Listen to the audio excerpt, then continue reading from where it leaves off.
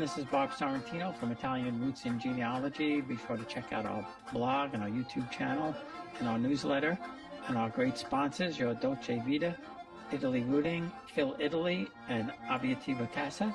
And today I have a great guest who was born in Italy and adopted in America, Santo Marabella. So welcome, Santo. Thanks for being here. Thank you, Bob. That's my pleasure. So you're the second person that I've interviewed that was born in Italy and adopted in America. I don't know. Do you know John? And I'm going to mess up his name. Campitelli? Campitelli? Yeah. I do. I do. John's an amazing person and a wonderful resource for folks who have been adopted from Italy and has really helped a lot of folks. I had already found most of the information about my biological family, but he has been very instrumental in the process we're going through now, but also to so many people. He's just a great person. Yeah, he's a super person. And I know he helps people and he does it out of the goodness of his heart. And I guess he was probably born right around the same time you were, right? If I remember correctly. I think he's a little bit younger. Yeah, a little bit, but not too much. Around the same, yeah, around the same time. And I think he was born in Milan, if I'm not mistaken. Yes, that's right. That's right. That's right. So how did your story play out? How old Sure. were you first when you were brought to America? Well, I don't remember it, but I feel like I do from all the times that I've heard the story. So I was born in Aosta, Italy, which is the northwest on the border of Chamonix, France, in May of 1960, yeah. And born in the what was called the Instituto Asistenza Materna e Infantile, if I'm pronouncing it halfway right. And at this institution, similar to an orphanage, but those babies who were not whose mother did not consent to give the name, no essere consentare nominata, or something like that. So on the birth certificates, there would usually be the name of a mother, and there was none. So that was some of us then were born in that institute. I was adopted 11 months later, came to America by my parents, Anna and Sam Marabella, who adopted me through Catholic Charities and became officially adopted in, I guess, 2 years later. Final adoption was 2 years later. And I do remember this part. 4 years old, being told that I was adopted, and the way my parents did it was so gentle and wonderful and so untraumatic. They said to me that they said a little bit about, we wanted to have children, but mommy couldn't have children, or we couldn't have children ourselves. So we did what we call adopt, and that means we got to pick you, and you're special to us, and you're our child. And I do remember saying, "Are you going to give me back?" And they're like, "No, no, no, no. You are ours forever." And they said, "You're just like Jimmy." And Jim was still a friend today, one of my dearest friends, who was next door neighbor. He said, "Just like Jimmy and his family, you'll always be ours." I'm like, "Okay, can I go back and play now?" So you can see the depth of the trauma, right?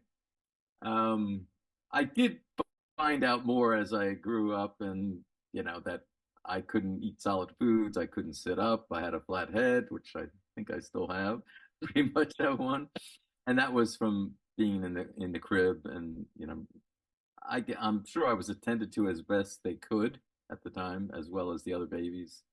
But I was part of that era of what they call the baby scoop.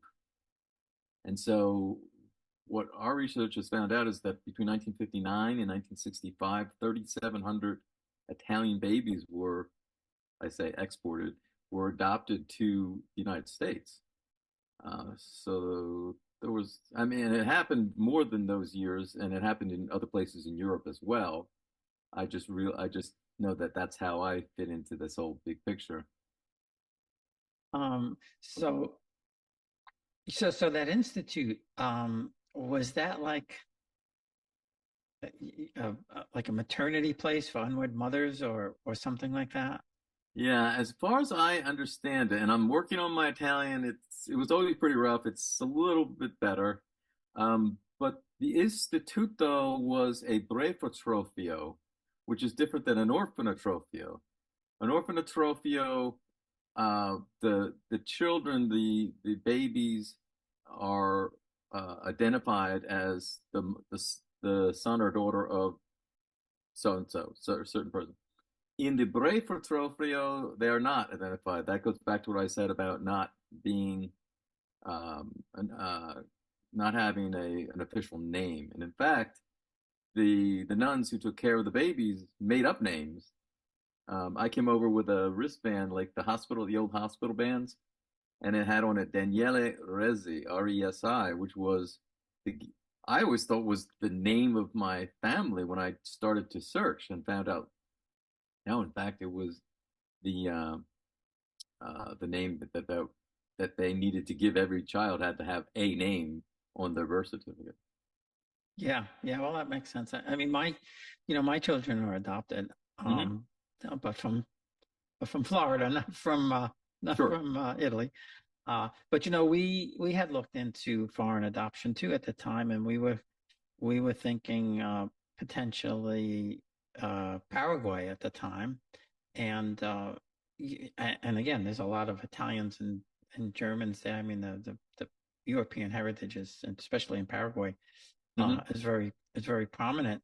Um, but they said the problem that they would have there sometimes is that the bishops, in one instance, and I don't know if it was, I don't remember exactly if it had happened or they were afraid it was going to happen, but they said there was one bishop in particular uh, that was saying that we were taking the babies for parts in America from the pulpit. Nice guy, Yeah. really Um, solid kind of character. Right? yeah. Well, the Catholic Church took some responsibility for their role.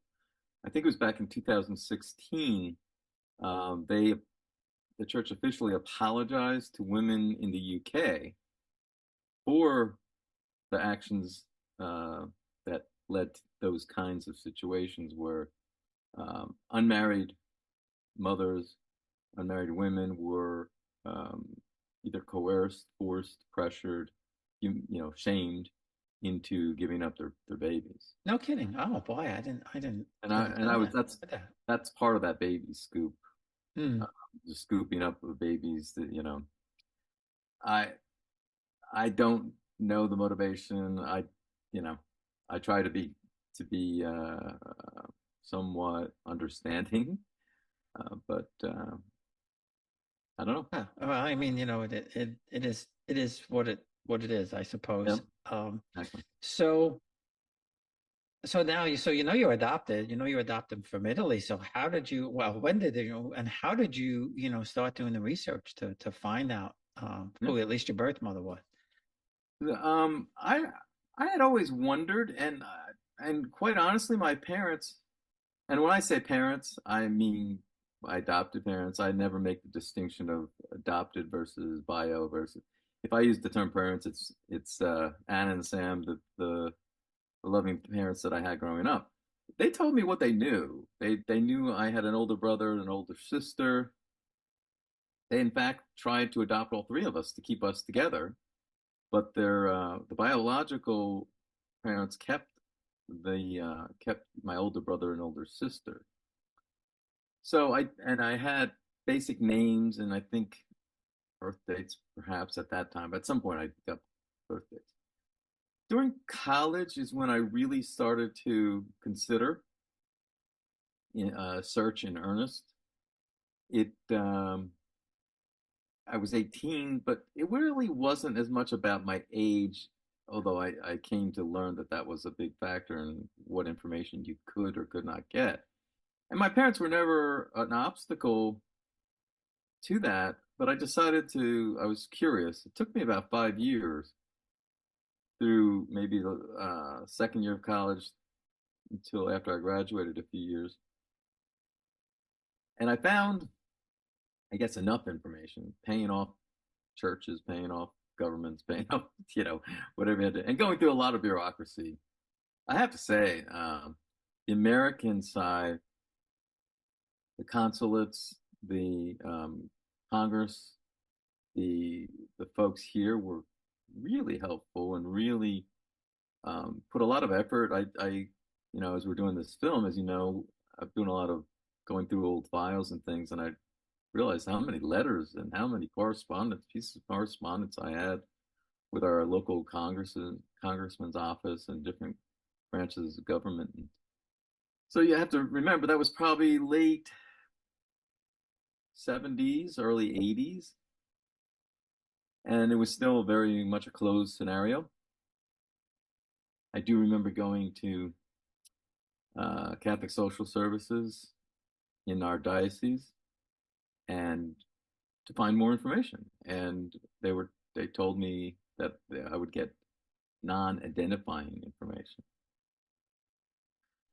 which turned out to be the caseworker coming out with a folder, manila folder, taking one piece of yellow line paper and reading to me the editorial that had been written about the biological parents and how they were not responsible and what they did not do and what they, and that how fortunate I was, et cetera, et cetera.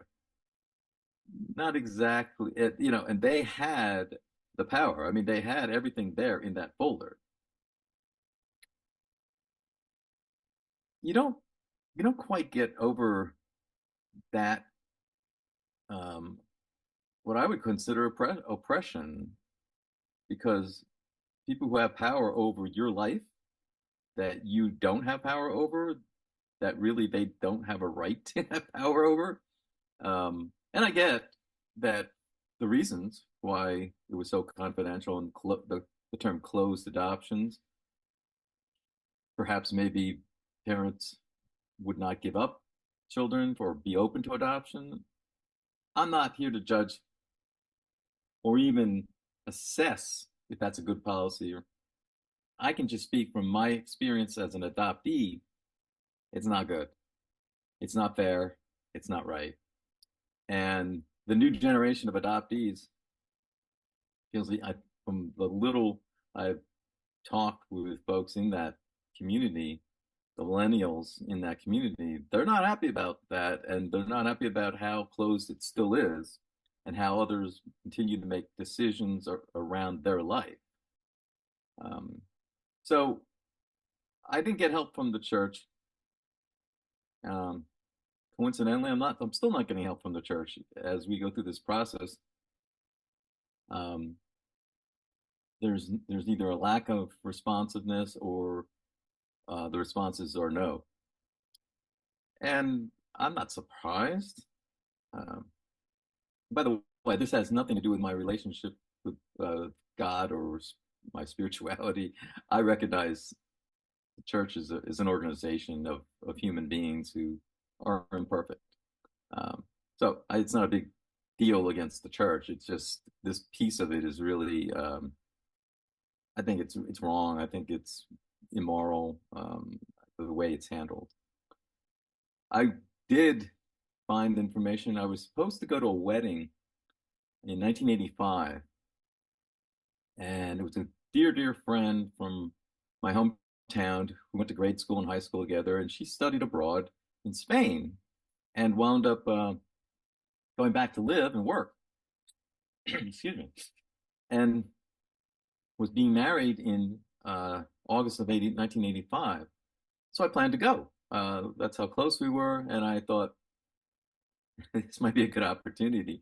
So I went earlier, did not tell my parents, and I'll explain that in a minute. Did not tell my parents. Went to Madrid, stayed with them for a day or two, drove from Madrid to Genoa by myself, which I can't even imagine doing that today or at this age or at any age. I don't know what I was thinking, but it was fine, no problems. longer, very long story, as quick, as short as I can make it. The consulate in Genoa and the comune, which is the town hall in my town in Aosta, the people there were wonderful and helped. And eventually, I did get the information of where they live. Went to visit them, met my biological parents, met my older sister and older brother, stayed in touch, tried to visit every few years.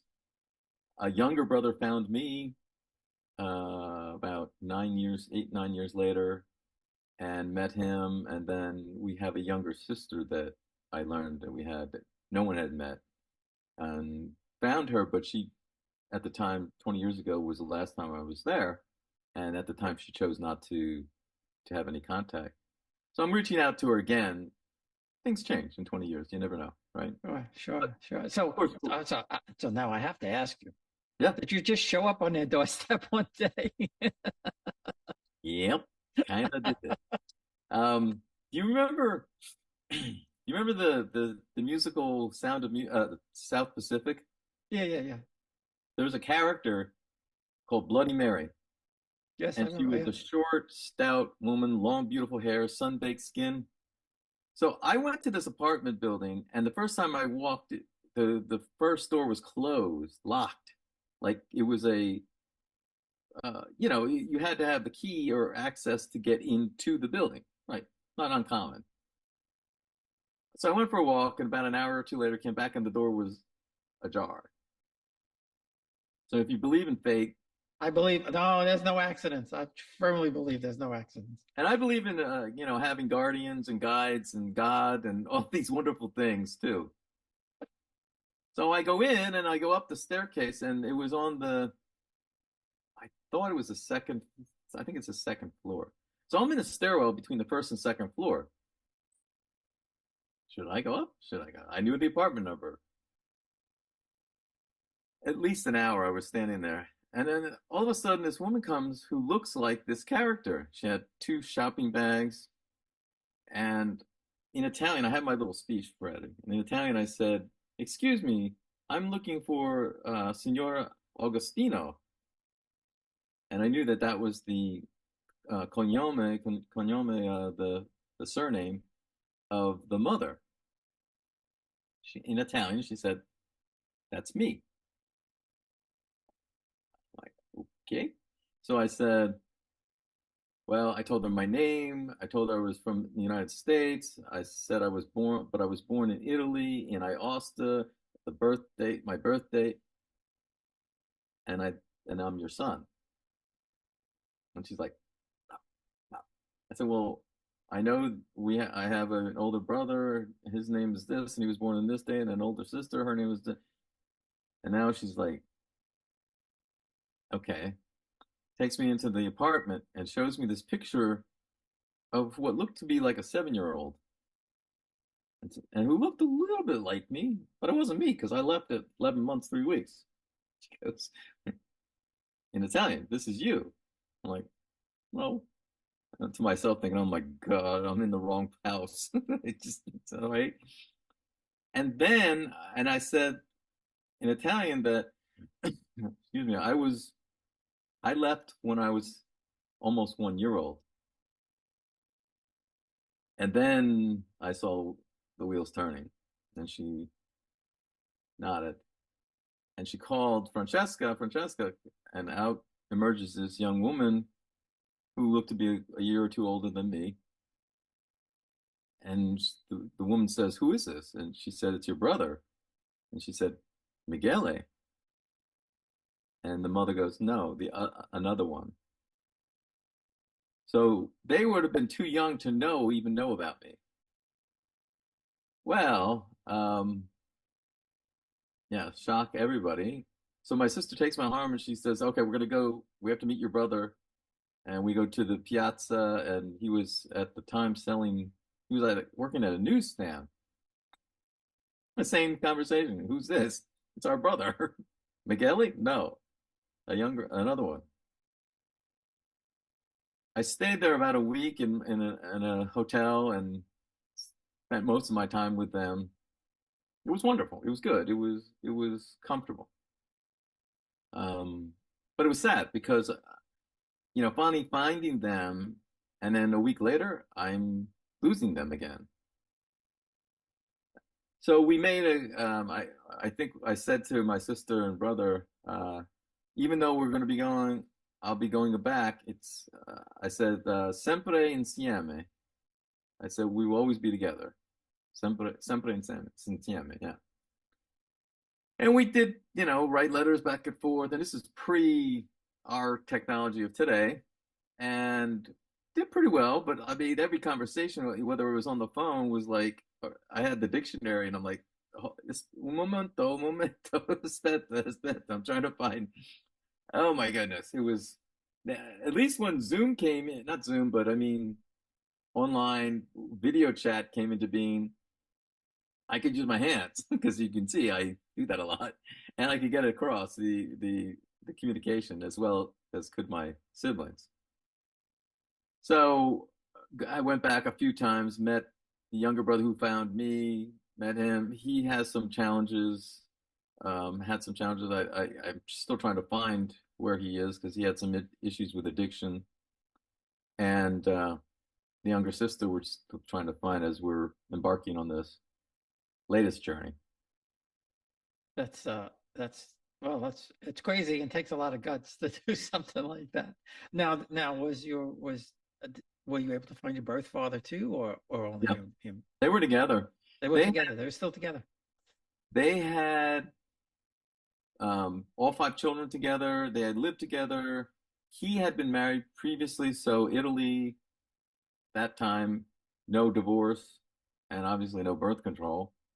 And so they were not allowed to be married, which is part of the reason that all the children who were acknowledged had them only the mother's name. I think it was in 1988 when the law changed in Italy, and children were able to take the father's name. So now my older siblings have the name of the father. Pardon me. So it must have been difficult for them socially, as status wise, because they were probably outcasted, rejected. Yeah, yeah, sure. That sounds like that. Yeah, I mean that's like a crazy thing. So now I know you're working on a movie, Il mio posto a tavola, and we're going to show a little clip of that. But before we show the clip, why don't you set that up a little bit? Sure. It's a documentary film. I've made a number of films and I do theater. My career was teaching business at a college, but my avocation was always theater and film. And I'm working with a person I've worked with and collaborated with for 15 years on different projects. We have our own separate projects, but we've done a lot together. And what you do in documentary filmmaking, not much different in any kind of independent filmmaking. You have to make a film to make a film. You have to make a film to get funding to make a film. So this piece that we're going to look at is a 5-minute, what's called a work in progress. And it gives you a little flavor of the story, the style, and some of the conflict or some of the concerns that will be addressed so that potential funders could see if they think it's, number one, can they finish this film? And number two, is it something that we would support? So that's what we're going to see.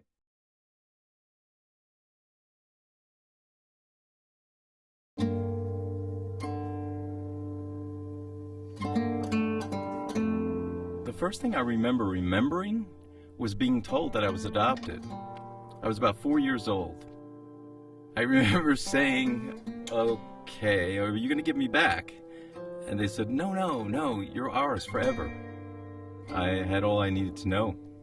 Everything I needed and most of what I wanted. In 1959 through 1965, the number of Italians that were adopted as babies to the United States was around 3,700. And I was among those. What I learned later was that this was part of this, what was called the baby scoop era. It was a time when unmarried mothers were actually pressured or forced or coerced into giving up their children. I came over to New York City on a Pan Am Flight 155 with kind of a cohort of other children, other babies. I was about 11 months, 3 weeks. For me, adoption is a wonderful gift. It was an opportunity that opened doors that I would never have had I not been adopted. At the same time, the first thing you know about being an adopted child is that you were abandoned. With abandonment comes insecurity, constantly second guessing. It comes feeling left out or feeling like you don't belong because you didn't belong.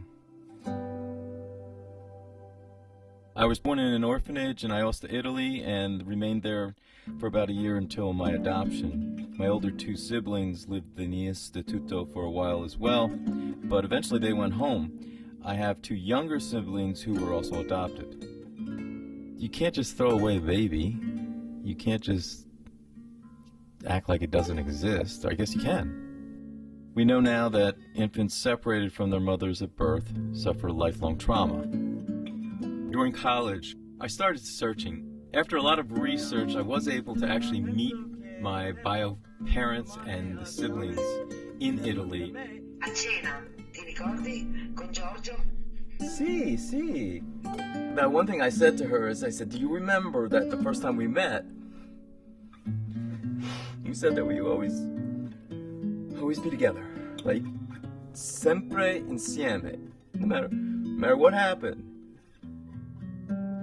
Grief is a really odd thing. My parents, as they aged, their health conditions presented a lot more challenges, and as the only child, my focus was really on helping them get through. They passed in 2020 and 2021, and all through that I had my cherished dog, Raphael, who passed in 23. After Rafi died, I had this revelation that my everyday family was gone. It probably opened up a lot of delayed grief in some ways, and it went to a pretty dark place.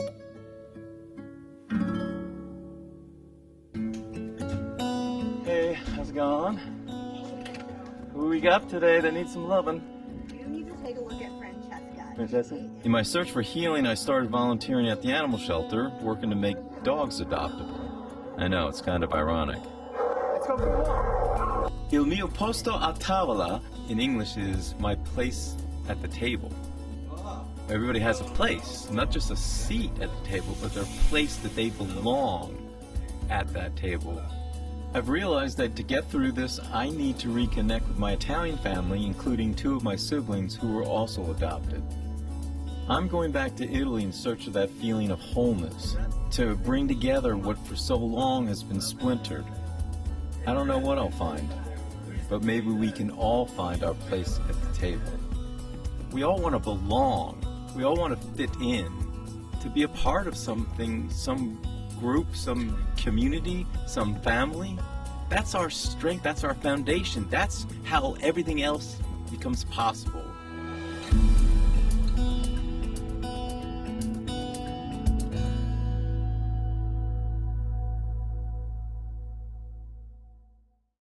Okay, well that was super, and so so how do if anybody's interested in helping fund the film, how would they do that? Where would they go? Yeah. At the end of the film, you saw the website ilmiopostofilm.com is our domain, our website, and we're about 70% as of the time of our talking. About 70% of our crowdfunding goal is reached. We have some ways to go, but we're making good progress, and we're also waiting on a few possible grants that would really help our situation. And here in Pennsylvania, as with many states, there's what they call a film tax credit. So that if you, for example, in PA, if you spend 60% of your budget in the state of Pennsylvania, then you are able to apply for this tax credit, which then could give you back up to 25% of your budget. And I've never worked with tax credits. I mean, I've worked with these programs, but essentially, I guess you have a broker who then sells these credits to businesses for a slight fee that we would pay, but then we wind up with money that supports the film. And usually, what people do is they often use the tax credit funding to pay back the investor, which usually is the filmmaker. So it's, we're trying to tell a story here that certainly emanates from my story, but and that's great for people who know and love me, will love it. But that's not really enough to be a compelling film. Our hope is that this conversation that we spark about finding your place, about where you belong, and some of the challenges that people experience in the way of trying to find where they belong. For some people, it might be addiction and substance abuse. For others, it might be anxiety. So there's so many different reasons that people might find, that we get in our own way, or other situations that we haven't been able to control. I always say that for me, adoption was a really wonderful gift, and yet, and it was also, as I reflected on over the years, it had also brought a lot of challenges to my development, and a lot of challenges to who I am, to how I interact, and how much I feel like I have to pay back because I'm so grateful for what I had. I want to show you, I have a little picture. This was really what started it. That's I don't know if you can see it too well, but it's my parents on one picture and my dog on the other picture. What really started this part of the journey, because I think it's a lifelong journey, but what started this part of the journey was last year. So I lost my mom in 20, right before COVID, lost my dad in 21, sort of towards the end, and not from COVID, from Parkinson's, and my dog of 12 years in August of 23. And the grief was really palpable and powerful, and I expected it, but I guess I didn't expect it the way it happened. And so my realization was my everyday family was gone. And I was taking care of everybody. I was taking care of mom and dad. I moved back home to take care of them. We had a wonderful angel of a caregiver who helped me and helped them. But I was a primary caregiver. And then I was taking care of the dog, of Raphael, my dog, who actually took care of me. And so I wake up to this new reality, and it's like, okay, well, I guess I got to start taking care of me. And it took a little while, because I was in pretty much of a dark place to get to that place of realizing that I needed to take some proactive steps. So one of the things I decided I was going to do for this year, for 2024, was to take this journey back. And because a lot of my projects, whether they're film or theater, they have really hit on social issues and social justice and those kinds of things. I think I should document this. I think it may help other people. I think it'll help me, but I think it'll also spark conversations that, art is an amazing power in getting people to talk about things, total strangers that would never have these conversations together. I just saw that with my play back in May. It was 5 different one-acts together. And some of the issues were some of the same things: loneliness, substance, body image, things like that. And we had talkbacks after, and people in the audience stayed to talk and talked about their lives and talked about things that really happened, and how they loved having an outlet, an ability to, a safe place to kind of share this. So I'm a absolute passionate believer in the power of film, particularly too, to be able to spark those kinds of conversations. Yeah, that's fantastic. So I'm dying to know. So you come back from Italy after meeting your birth family, your birth parents, and what do you say to your parents? Yes, thank you. Yeah, I came back that trip, and I said on the way back, from JFK. I'll never forget. So I said to my mom, I said, well, I took a little side trip to Italy. And she's like, I kind of figured. I said, I met my brother and sister, and I also met their parents, pronouns, their parents. And that was how I framed it. I framed it, I was looking for siblings, which I was. I was looking for answers about health and things like that. I wasn't looking for parents. I was glad that I found them. Um, my respect for the choice that they made, definitely. Um, and yet, I didn't feel a closeness. They've since passed as well, and I felt sadness and empathy for my siblings for losing their parents. I didn't feel, the same for me until Anna and Sam passed. So I always framed it in a way that I was trying to, because even rationally, and maybe you can share from your perspective, but as rational as my parents are and were about this, the emotional piece is a little uncertain, a little scary. It's like, will he want to go back, and will he disavow, all these silly things that would never happen. But I get how you could think and be insecure or be concerned. I don't know if Yeah, that. yeah, no, I know exactly what you mean. And my daughter, she, from when she was probably, I don't know, 13 or 14, wanted to meet her birth parents, because the same thing, we told them very early age. And in Florida, um, the adoptee and the birth parents could register, uh, and when you're 18, you could go to the registry, and if both parties have, signed up, you could meet them. So about 16, she came to us and said she had a friend who did this and that, and I said, well, but you're not 18 yet. You have to wait. You have to lost at 18. You register. So when she was 18, she registered, and they weren't there. Neither one of her birth parents had registered. So uh, I said, okay. I said, if you want to find them, we'll see what we could do. So we got a private investigator, and it's a couple of $100. It really wasn't expensive. Um, so from early on, she wanted to know. My son could care less. I mean, we used to ask him. Nicole found out. Do you want to? No, no, no. And then it was probably, I want to say now, it was before COVID, so maybe 4 or 5 years ago. Uh, his sister um did ancestry and contacted me. Wow. She had the DNA match, and she said, I'm Matthew's sister, and I'd like to meet him.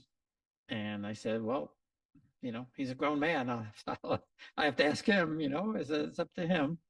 So I asked him, and he said yes. And so he since then, met his birth parents, and they have a relationship with them. They talk back and forth or whatever. But to your point, I was never really that concerned about it, but I think that's just the way I am.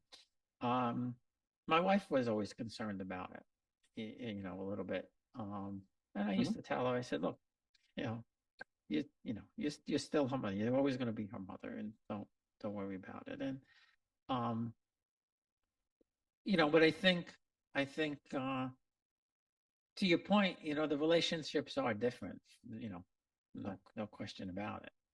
And Nicole, shortly, boy, it was less than a year after she met her birth, and then her parents were obviously much younger than us. Mhm. Uh, Probably about a year after she met her birth parents, her birth father passed away. Um, and so she was impacted by that a little bit. But um, on the other hand, on the one hand, it's you have kind of like almost, I guess, two sets of parents, right? Uh, and to your point also, it is important because of health type of things and stuff like that. So Yeah, but I mean, it's good to wanting know. to know who you look like, Yeah, it's human, right? yeah. Or what possible disease but it's so wonderful how you handled your children's expectations because you let them choose, and both choices were good. Not wanting to, I totally respect somebody who chooses not to want to. It's fine. I have a really close friend, and for most of her life, she didn't want to know, and then later in life, she decided she did. It's really up to the person. So good on you and your wife for the way you approach that because there is a guilt. Maybe it's the Italian Catholic thing coming out, but there is a sense of strong guilt that I didn't want to offend. I didn't want to hurt. I didn't want to embarrass. I didn't want to do any of those things because of how much I loved my parents. And I felt I had a right and it was okay and appropriate to find these answers because my intention was not to hurt and my intention was to get answers. Well, The yeah, sure. other thing, And like I said, you want to know who you look like. I mean, same thing with Nicole. She didn't know that she had any brothers or sisters, or Matthew did. I mean, you know, so we're not going to be here forever. I mean, we adopted the kids when we were in our 40s, so yeah, they have their blood sisters and brothers, and they have their adopted sister and brother. So it's important. But to your point, everybody has to make their own choice, like yeah. everything else, right? I see it as an enlarged family rather than separate families. Yeah. Or at least that's what I'm struggling with now because for the most of my life it's been two worlds, two families, very distinct and separate. And I'm trying to maybe find my place at my table where everybody's there. And the other thing I'm learning is that it does not matter if you have a great adoption, a challenging or difficult adoption, or something in between.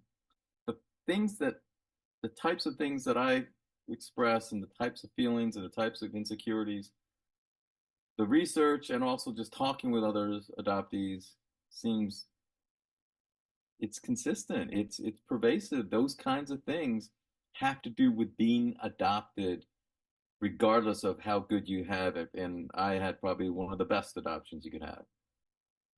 Yeah, yeah. No, I get it. Like you said, I relate to it, from the other side. So it's a little bit different, but um, I've of course did once we found out who they are, being a DNA nut, I had to do all their ancestry. Oh wow. And my son is actually, my wife is half Italian, half Puerto Rican, and his father's Puerto Rican, and they're fifth cousins. No. And Really? yeah, yeah, yeah. Well, Wow. unlike the Italians, and I mentioned this just the other day too in an interview, Uh-huh. every Puerto Rican's done their ancestry. Really? Italians in Italy don't do ancestry, but No, but no. my wife has, Jesus, 10, 20,000 cousins. I mean, they're coming out of the woodwork. That's And funny. I don't find anybody in Italy. I'm so jealous that she's got all of these people popping up. Right. Uh, That's so and cool. yeah, and in Nicole's case, I was able to trace her back. She's direct from Daniel Boone and Captain Morgan the pirate, and she's also a cousin, 16 times removed or something like that from Princess Diana. She's got the Spencer going way, way back. Really? Yeah. Well, it's Her, interesting her about parents, her birth parents' families came here in the, late 1600s, early 1700s. so I have a friend whose mother is a descendant of Daniel Boone, and Daniel Boone had a homestead here in Berks County. Yes, yeah, yeah, yeah. So it's got a wild. There's a lot of that's really exciting. That's Yeah, really and she's direct. He's a direct grandfather of hers. wow. So, I said to her, I said, you descend from Daniel Boone. They don't teach the kids any history No, I anymore. said, who's that? She was, who's that? I was like, oh my God, what did they tell you in school? I mean, we Oh, grew up with Daniel Boone on television, David Crockett on right, television, all right, that stuff. So yeah, right. That's uh, too funny. yeah, it was very funny. But her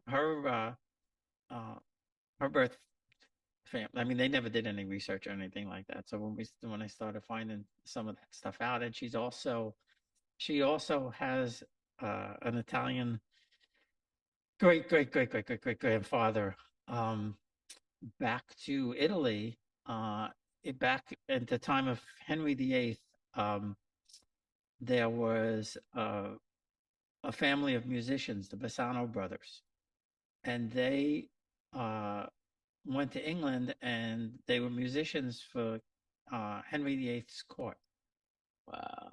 And he married an English woman, and through that English line, she's got this Italian connection back to the 1500s or whatever it was, whenever he was around. That's fascinating. That's so cool. Yeah. So it was, that kind of stuff was really, really pretty interesting.